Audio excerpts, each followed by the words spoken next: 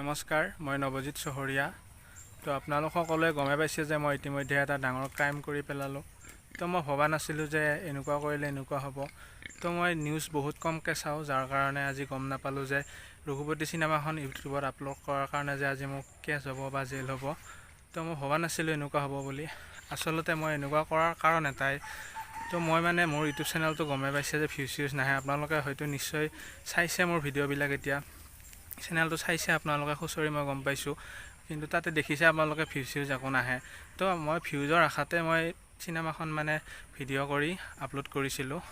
তো বেলেগ একো কোনো কাৰণ নাই। আৰু মই সৰু ল'ৰা, ইমান মোৰ কোনো ডাঙৰ মানুহৰ লগত হাতো নাই বা কাৰো লগতে একো নাই মোৰ, বাছ লগৰ লগতে যি কৰোঁ। তো মই চিনেমাখন ড্ৰিম হলৰ পৰা মই চাব যাই কেনে ভিডিঅ' কৰি আনিছিলোঁ হয়। তো মই ঘৰৰ মানুহক দেখাম বুলিয়ে ভাবিছিলোঁ, কিন্তু লগবিলাকে ক'লে যে ইউটিউবত আপলোড কৰি চা, ভিউজ আহিব বা কিবা হ'ব এনেকৈ কৈছিলে। তো তাৰ কাৰণে মই লগৰবিলাকৰ কথা শুনি যোৱাকালি মই প্ৰথমতে আপলোড কৰিছিলোঁ, আনলিষ্ট কৰি থৈ দিছিলোঁ যে কোনোৱে যাতে নাপায়। তো মানে যিবিলাক মোৰ লগে চোৱা নাই তেওঁলোকে চাব, আৰু তাৰপিছত তেনেকৈ থৈ দিছিলোঁ। কিন্তু লগবিলাকে যোৱাকালি ৰাতি ক'লে যে দি চাওঁ একো নহয়। তো মই তেনেকৈ পাব্লিক কৰি দিলোঁ। দিয়াৰ কাৰণে ৰাতিটোৰ ভিতৰতে এইবিলাক হ'ল। আৰু মই নিউজ বহুত কমকৈ চাওঁ আৰু গম পোৱা নাছিলোঁ যে এনেকুৱা চিনেমাখন ইউটিউবত আপলোড কৰিলে বা কোনো ছ'চিয়েল মিডিয়াত আপলোড কৰিলে জেল হ'ব পাৰে, কিবা হয়, এইবিলাক মই একো গম পোৱা নাছিলোঁ। গম পোৱা হ'লে মই এইটো ভুল নকৰিলোঁ হয়। আৰু মোৰ কোনো ডাঙৰ মানুহৰ লগত বা কোনোবা কাৰোৰ লগতে মোৰ একো হাত নাই। মই নিজে খালী মই ভিউজৰ আশাতে দিছিলোঁ, যাতে চেনেলটো অলপ ভিউজ অহা হওক বা দুই এটা ছাবস্ক্ৰাইবাৰ আহক, সেইটোৰ আশাতে মই যি কৰিছোঁ। আৰু মোৰ বেলেগ একো লক্ষ্য নাই, চিনেমাখন আপলোড কৰাৰ কোনো উদ্দেশ্য নাই। তো মই মোৰ ভুলটো স্বীকাৰ কৰিছোঁ। আৰু এতিয়া মোৰ ভিউজ কেইটা আহিছে আপোনালোকে নিশ্চয় গমে পাইছে, 60টামান ভিউজ আহিছে। 60টামান মানুহে চাইছে নেকি, মোৰ স্ক্ৰীনশ্বটো মাৰি থৈ দিছিলোঁ মই বাৰু। 60টামান মানুহে চাইছে। 60টা মানুহক দেখুৱাব গৈ পেলাই এতিয়া মই এনেকুৱা কেছ হৈ গ'ল, এতিয়া আপোনালোকে গমে পাইছে।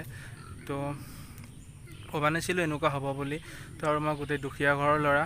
তো আপোনালোকে গম নাপায় হয়তো, মোৰ ভিডিঅ'ত চালে গম পাব আমাৰ ঘৰৰ অৱস্থা কেনেকুৱা বা কি।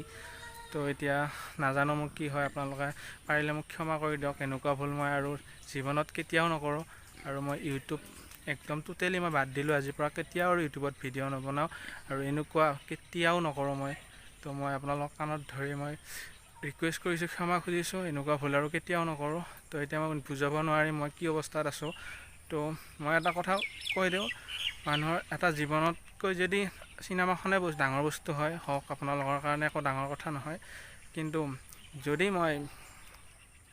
আপোনালোকে কিবা ইয়াৰ ওপৰত একশ্যন লয় আৰু জেলত যাব লগা হয় বা কিবা কৰি পুলিচে নিব আহে বা পুলিচ দেখা পাওঁ, মই বেছি সময় নাথাকোঁ, মই ছুইচাইড কৰি দিম। মই সঁচাকৈ কৈ দিলোঁ এইটো।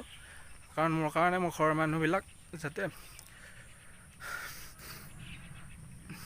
মানুহৰ যাতে একো অসুবিধা নহয়। কাৰণ আমি এনেই দুখীয়া ঘৰৰ ল'ৰা, ঘৰত একোৱেই নাই আমাৰ। তো পাৰিলে ক্ষমা কৰি দিয়ক মোক, এনেকুৱা ভুল আৰু দ্বিতীয়বাৰ নকৰোঁ। মই ৰবিদাক ৰিকুৱেষ্ট কৰিছোঁ। তো ৰবিদাৰ লগতে আৰু প্ৰতিষ্ঠা ডিৰেক্টৰ সকলোকে মই ৰিকুৱেষ্ট কৰিছোঁ যাতে মোৰ ওপৰত কোনো ধৰণৰ একশ্যন নলয়। তো মই এনেকুৱা ভুল আৰু জীৱনত কেতিয়াও নকৰোঁ।